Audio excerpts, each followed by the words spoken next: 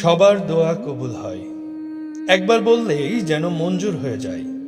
কিন্তু আমি বছরের পর বছর কেঁদে কেঁদে চাইছি, আল্লাহকে ডেকেছি রাতের আধারে, সিজদাতে, কিন্তু আজও শুনি না কোনো উত্তর।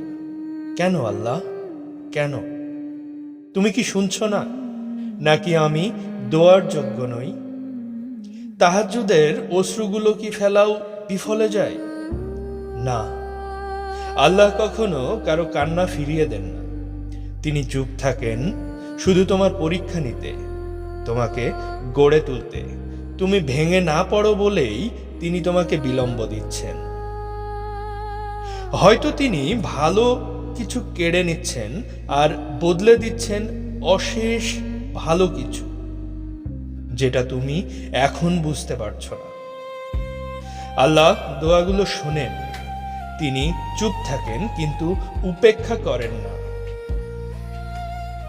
হয়তো তোমার দোয়া কবুল হয়ে গেছে, শুধু এখন সময় হয়নি তোমার হাতে তুলে দেওয়া।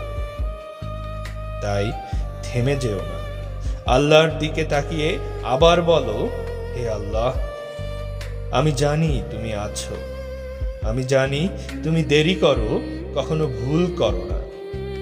আমি অপেক্ষা করব শুধু তোমার জন্য। হে আল্লাহ, আমার দিকে তোমার হেদায়েতের নজর দাও, আমি যেন তোমার পথে সারা জীবন চেয়ে থাকতে পারি, তোমার জন্য অপেক্ষা করতে পারি। আল্লাহ।